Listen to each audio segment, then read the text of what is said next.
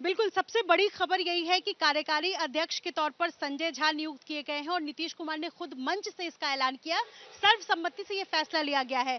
चूंकि ये कयास भी लग रहा था कि केंद्र में अब वो आ चुके हैं बिहार से, और ऐसे में क्या वो कार्यकारी अध्यक्ष ब्रिज के तौर पर काम करने के लिए बनाए जा सकते हैं, तो बिल्कुल संजय झा बन गए हैं कार्यकारी अध्यक्ष। इसके अलावा क्या कुछ चर्चाएं हुई हैं और किन मुद्दों को प्रमुखता से रखा गया है, ये मैं आपको बता दूं। 3 मुद्दे।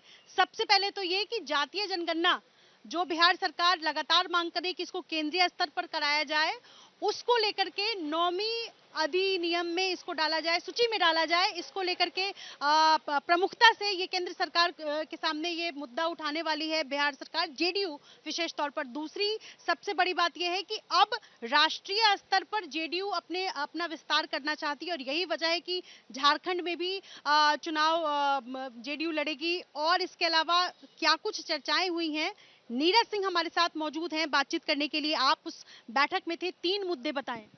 महत्वपूर्ण विषय यह रहा कि आज की राष्ट्रीय कार्यकारिणी में माननीय संजय झा जी को कार्यकारी अध्यक्ष बनाया गया।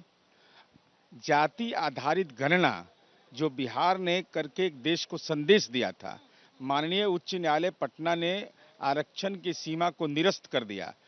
तो हम सुप्रीम कोर्ट राज्य सरकार जाएगी और राज्य सरकार का ये अनुरोध कि बिहार सरकार के अनुरोध के अनुरूप 9वीं अनुसूची में इसको शामिल किया जाए।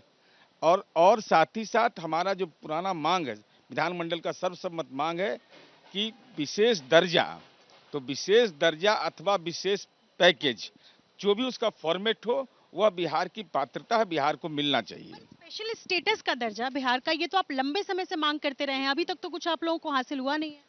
तो हम तो मुद्दों के आधार पर करते हैं, तार्किक रूप से हम अपनी बात को रख रहे हैं, और हमारा परफॉर्मर हम अच्छे हैं, परफॉर्मेंस मेरा अच्छा है। चाहे योजना आयोग हो अथवा नीति आयोग हो, सब ने यह कबूल किया है कि बिहार का विकास दर लगातार कायम है।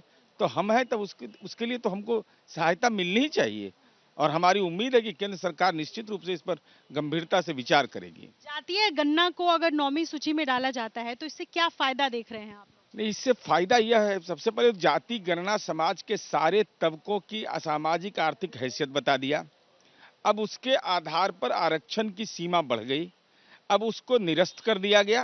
तो जब निरस्त कर दिया तो उसको माननीय उच्च न्यायालय ने, तो इस 9वीं अनुसूची में अगर केंद्र सरकार डाल देगी तो जुडिशियरी का कोई हस्तक्षेप नहीं होगा। यह बिहार के लिए एक महत्वपूर्ण विषय होगा। एक और महत्वपूर्ण बात मैं बता दूं, क्योंकि लगातार जेडीयू ये मांग कर भी रही थी और आज की बैठक में भी चर्चा हुई है कि 2025 का जो विधानसभा चुनाव है वो नीतीश कुमार के नेतृत्व में ही बिहार में एनडीए लड़ेगी। ये बड़ी खबर है, और जो कई ऐसे मंत्री हैं जिन्होंने एबीपी न्यूज पर भी कहा कि बिहार में नीतीश कुमार के ही नेतृत्व में अगला विधानसभा चुनाव लड़ा जाएगा। तो ये कुछ स्पष्ट मुद्दे थे जिनको लेकर के आज कार्यकारिणी बैठक में चर्चा हुई है।